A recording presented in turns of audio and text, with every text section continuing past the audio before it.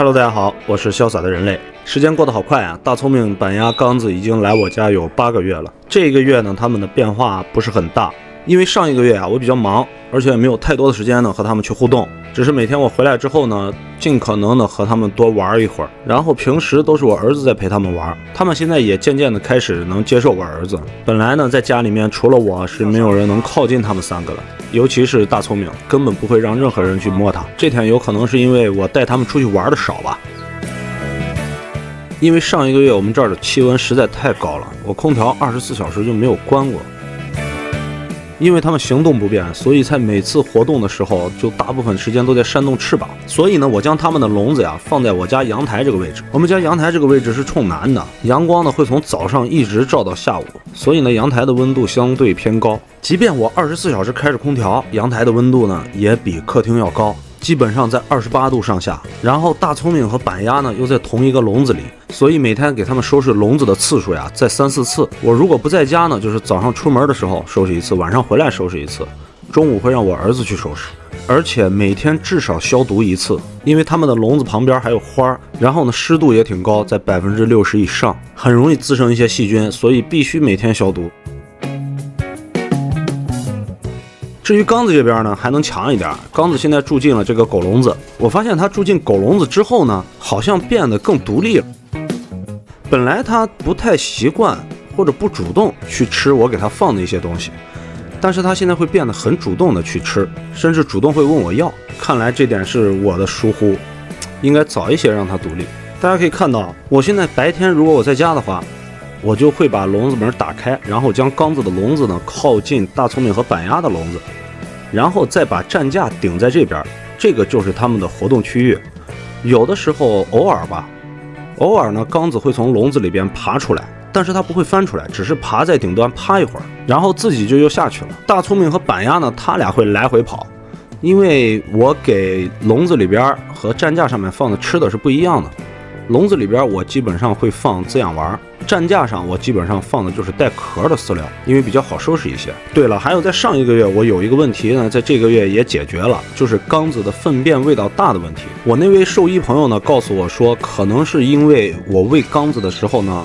速度太快了，吃得太快了，可能导致他肠胃有些炎症。他建议我呢增加一些益生菌、电解质和维生素，然后每次吃食的时候呢让我用勺子去喂，最好呢就是直接让他自己吃。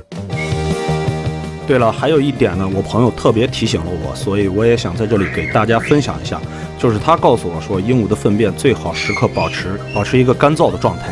因为有的时候呢，他们会去玩水，会把撞针桶里面的水呢全留在这个托盘里边。先开始呢，我只是放了一些没用的纸或者干燥一点的东西去吸它们，后来我发现了一个这个东西确实不错，大家可以去试一下，反正我用完效果不错。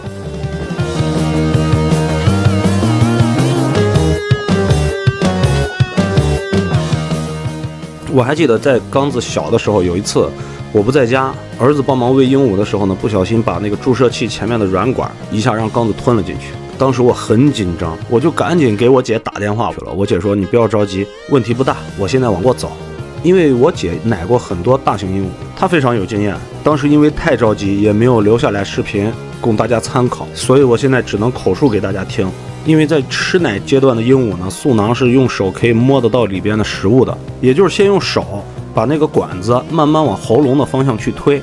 同时呢，上面那一个人呢，让鸟嘴张大，把鸟嘴搬开，让鸟嘴冲上，形成一个180度。在下面的管子推上来的时候呢，上面这一个人就能看得到。像大型鹦鹉呢，用手就直接可以抠出来；如果小型鹦鹉呢，就只能用镊子去捏。所以啊，为了避免这种情况的发生啊，我建议大家还是最好用勺子去喂，因为咱们毕竟不是鸟场，对吧？那么多鸟等着奶。还有就是这一个月呢，我朋友送我了一袋滋养丸，我本来想着他们3个会不吃，结果没想到这个滋养丸他们3个都能接受。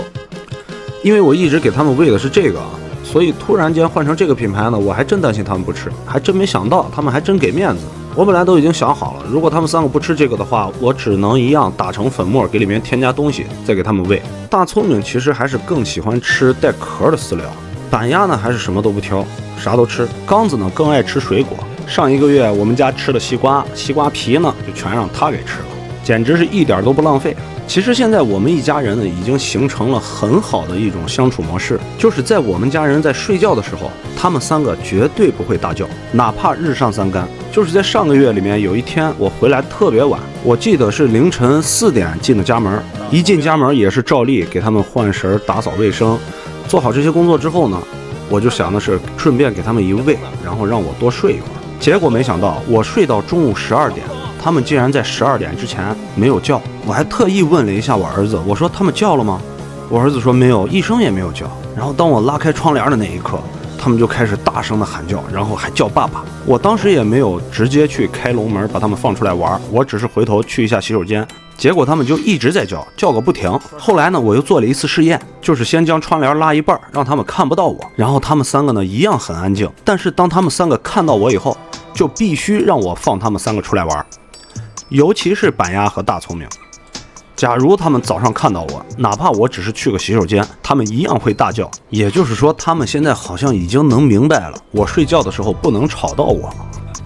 其实我也没有刻意的去训练过他们，可能他们也已经习惯了我的这种生活方式，或者是我的这种生物钟。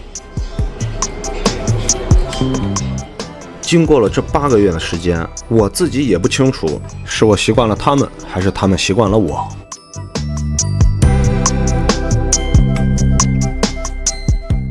一般人可能体会不到，养一只正常的宠物和养一只有残缺的宠物到底有什么样的区别。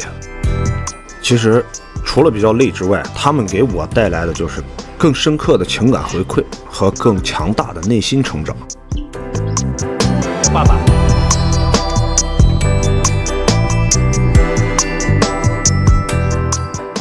好了，今天我们就到这儿吧，我们改天见，拜拜。